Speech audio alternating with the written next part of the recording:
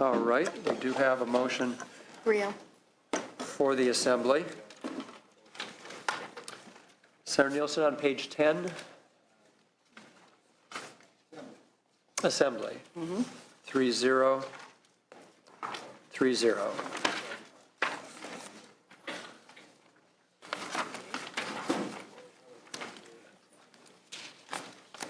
Page 11 is in-home supportive services relative to the Fair Labor Standards Act. We do have a compromise here. The compromise would be the Senate version, which has a delayed date and some saved general fund dollars of $64,900,000, and then the Assembly trailer bill language. Move the compromise. 2-1. Thank you, Assemblywoman. And that trailer bill language removes any perceived barriers to implementation. So that is the motion. Ms. Bosler. Yes, on this item, we do think that a delay in the implementation date may be reasonable given the timing on the court proceedings, but we do not support the trailer bill language. Thank you.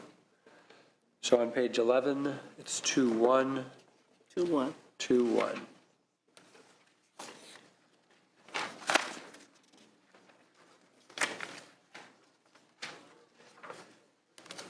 And page 12 is the restoration of the 7%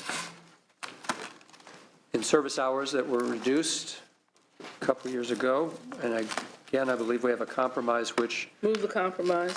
restores the 7% cut in October of 2015. And that's out of the general fund. And then the idea is for out years to use the MCO tax. 2-1 Assembly. All right. 2-1, 2-1.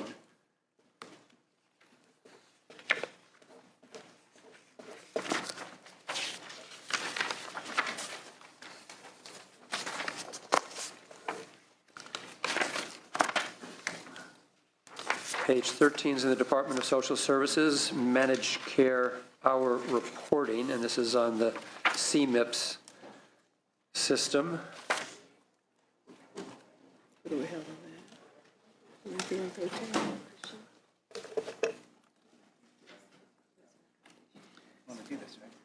13? Sure. Yeah, we're doing the Assembly version?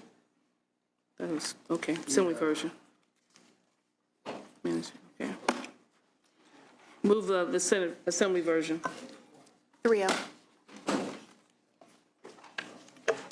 I'll be a no, so 2-1 over here.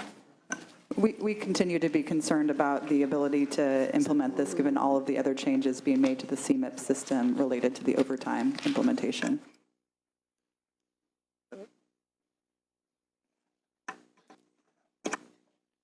Just tell, I'm a little.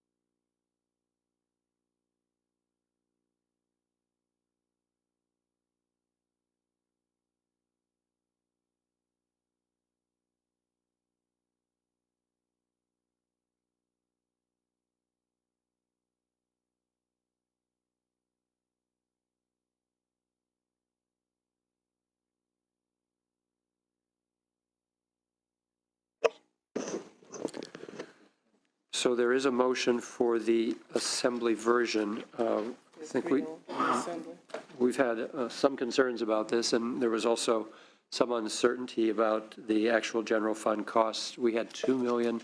Ms. Bosler? Yeah, we don't think that this is an accurate depiction of how much this kind of modification is going to cost. We actually don't have a really good sense. We would have to go through all of the IT planning processes to understand what the IT solution would be on this. We have a significant queue of changes that we're already in process and making in the CMIP system. And so we're concerned about being able to even accomplish this from a technical perspective in the budget year. Thank you. So we do have a motion for the assembly version, which is scoring at 2 million. Senator Nielsen? Just clarification of my thinking on this. I'm a little nervous about this kind of a commitment, Mr. Chairman. With the plans of paying this, it's going to increase the capitation, and I believe this is an autopilot for future costs, and I'm a little wary about it. It may not be the most significant amount, but I think it's going to oblige us in the future of more and more hours, and I don't know if we can afford that, that's all. All right. So 2-1 on the Senate side and 3-0? Yes. 3-0 on the Assembly side.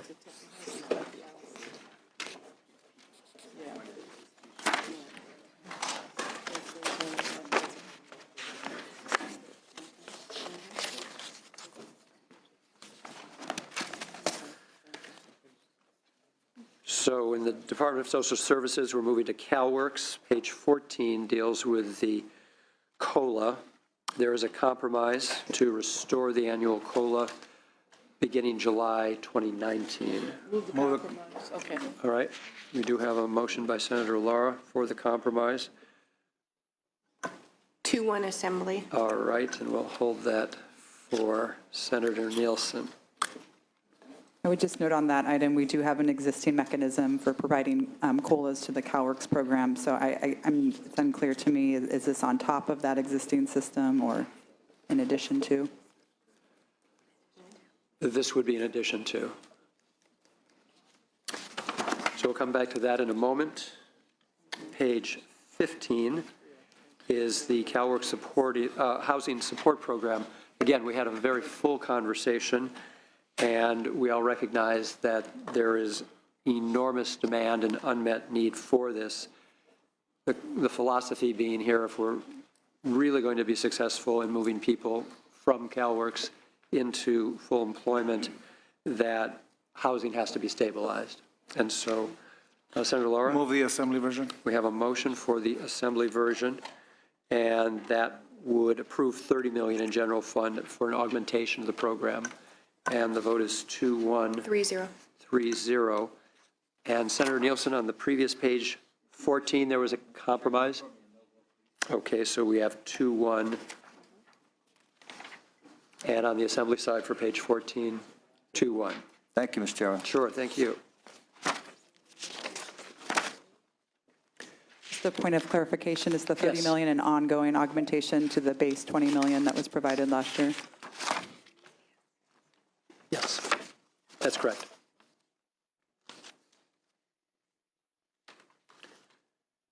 #16 is the CalWorks Welfare to Work 24-month clock delay. Again, something we discussed thoroughly earlier. Recommend Senate version. We have a motion for the Senate version. Senate side vote is 2-1. 2-1. And I'll just note, we do have significant concerns with the Senate version of the trailer bill language. We are working hard to meet federal requirements related to our work participation rate, and we are concerned that these changes would jeopardize our ability to meet that rate, which could lead to the loss of hundreds of millions of federal funds. Okay, thank you, Ms. Bosler.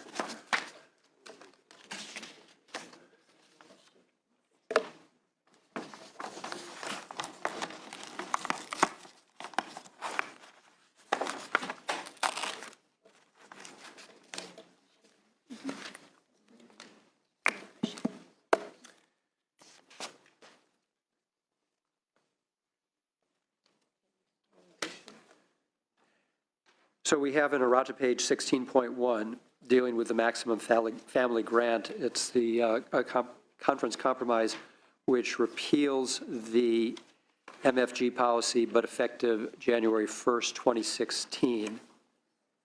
Move compromise. A motion for the compromise. 2-1. 2-1. 2-1.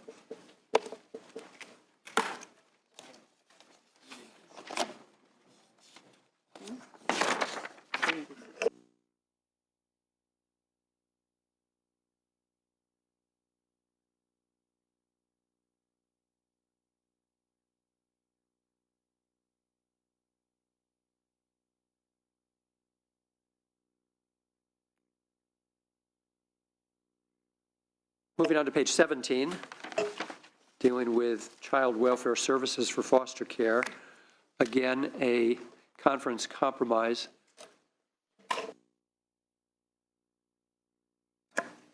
3-0. Okay. Before we get to that, Ms. Bella, could you walk us through this compromise, please? Sure. Thank you, Mr. Chair. Jenny Bella with the Legislative Analyst's Office. The conference compromise here is to adopt a foster care package with a net cost of $35 million general fund in 2015-16 and ongoing. The components of the package are $25 million general fund for the relative and foster parent recruitment, retention, and support, and an additional placeholder trailer bill language that provides detail for how these funds will be used as well as the expected outcomes. It also provides funding of $7 million general fund for the Bringing Families Home pilot project, which provides housing supports and services for child welfare involved families, with the addition of the Assembly budget bill language and placeholder trailer bill language. And finally, provides funding of $3 million general fund for the Federal Strengthening Families Act. Thank you, and all of that is the Assembly version. I think the only change from Assembly is that there's approval of the governor's budget proposal for the foster family agency social worker rate increase. That was already approved. That was already in there, right? Right. Assemblywoman? Somehow if we didn't,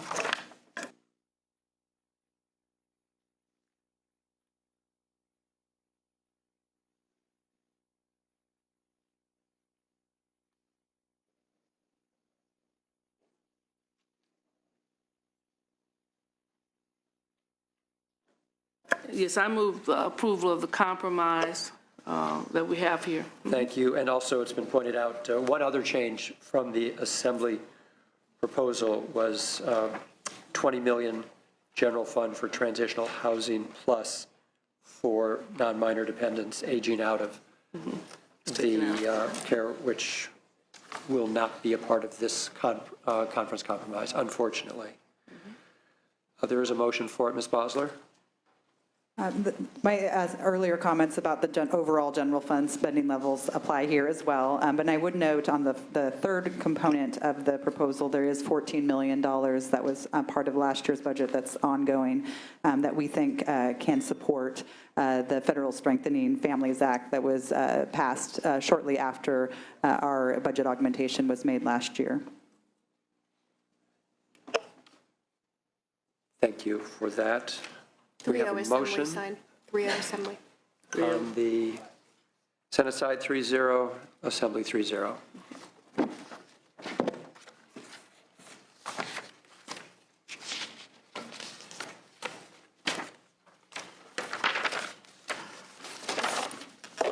We have to change with page 18,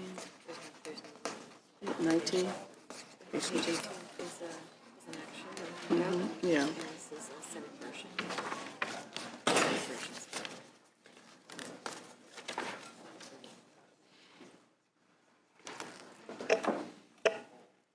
Moving on to page 18, community care licensing. We move the Senate version. So there's a motion for the Senate version. 3-0 Assembly. All right. This, We believe that the trailer bill language is related to reporting that we are comfortable with. thank you, yes, the trailer bill language has all to do with legislative oversight. We have 3-0 on the Senate side and 3-0 on the Assembly side for the Senate version.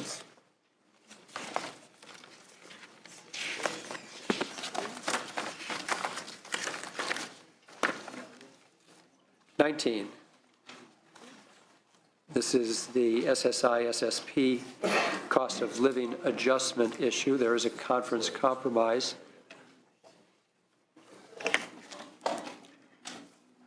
Move the compromise. Okay, we have a motion for the compromise. Mr. and I'm Chairman, gonna- can we split this vote? For each of the two parts? Yes. Sure, let's ask Ms. Bella if she would first walk us through it. Sure. So the conference compromise here is to provide a grant increase to the SSI, SSP individuals, excluding the couples. The grants in an equal amount of $66 million for 2015-16 and implementing on January 1st, 2016, the full year costs of which would be $132 million for 2016-17 and ongoing. This will provide an additional $10 for individual grants across all of the caseload categories. The second piece of the compromise is to reinstate the annual cost of living adjustment for the SSI, SSP individuals and couples starting January 1st, 2020. Thank you. Thank you, Ms. Bella. So again, in a more perfect world, we would be able to do more than this, but I think this is a good step forward. Ms. Bosler. Just the same comments that overall the general fund spending and keeping the state's fiscal health in order continues to be a concern. We do recognize that a 1.7% federal COLA was passed through January of this year. All right, thank you. And Senator Nielsen. If I may on this point, thank you for bifurcating the motion, which, the first part would be an aye vote. The second part, no, and the reason being, we've been bedeviled by COLAs, automatic COLAs for decades, and we can't just continue down that path. So I think it's unwise, particularly at this point, to start restoring COLAs. We can look at it year by year. That's based on revenues and not just automatic thing. Thank you, Senator Nielsen. And just to speak up for those SSI and SSP recipients, aged, blind, disabled folks who, because of our struggles, find themselves without a COLA, dipping below the federal poverty line and living in poverty. We're trying to do what we can to make sure that's not the case. Again, a small step forward. So we'll take, at request of members, two different votes here. The first will be to provide the grant increase as already described, and that will be 3-0-3-0. And then the second has to do with the COLA per Senator Nielsen's comment, so that's 2-1-2-1.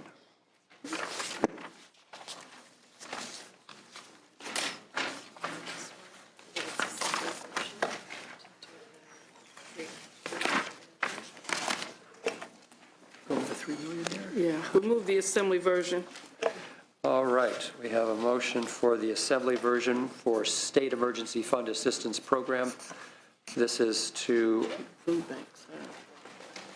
recognize that the food assistance that we're doing in the drought package still leaves many people who are dealing with hunger and nutrition issues without any support, and this will give them a small bit.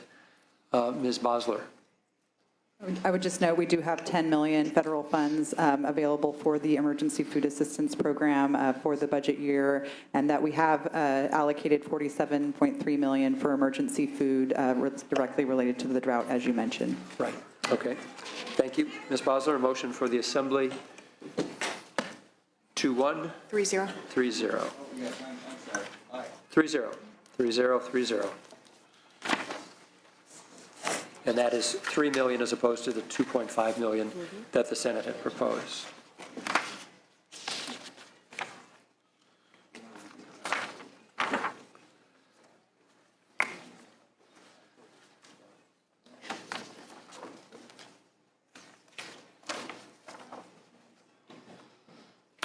Moving on to page 21, this is caseload impact for federal immigration reform. Mr. Chair, move the assembly version with the revised estimates from the LAO. Thank you, Senator Lara. This will result in a combined $26 million savings from the governor's budget and a net $9 million savings to the assembly version. In the assembly version, the action conforms to other decisions in the Department of Social Services. Ms. Bosler. I would just note that we are comfortable with some version of a delayed assumption about when the costs are going to be incurred. We're still working through the exact number, but we are comfortable with some lower version than what we've proposed in the May revision. Okay. Thank you, Ms. Bosler. We do have the motion for the assembly version. 2-1. I think until the legal challenges are resolved, I don't know that this is necessary, so it's 2-1 on our side. 2-1.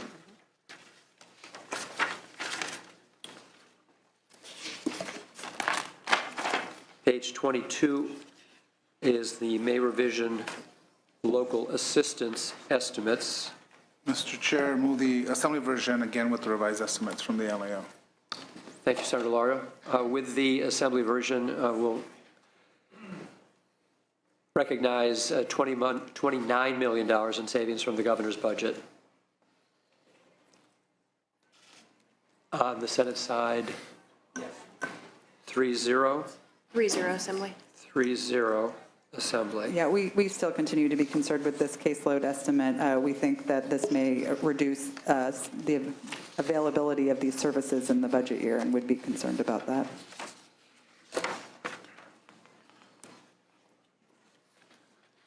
Thank you, Ms. Bosler. So 3-0, 3-0 on page 22, and page 23 is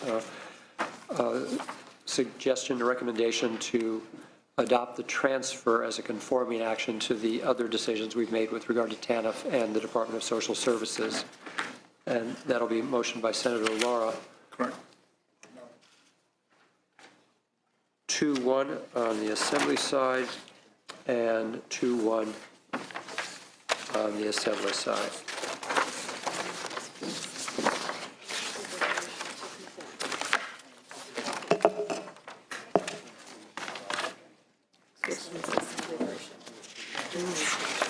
No changes. Okay. So one last item in the Department of Social Services. This has to deal with CalFresh certification period. Mr. Chair, move the assembly version.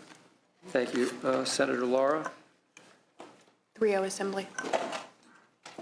So this adopts legislative intent language. It specifies that all CalFresh households must be assigned certification periods that are the maximum number of months allowable under federal law. Ms. Bosler? Yes, and we have no concerns with the language. It's consistent with the how the department was planning to implement this rule Thank you. change. Senator Nielsen? 3-0? 3-0 on the Assembly side. That concludes our work on human services.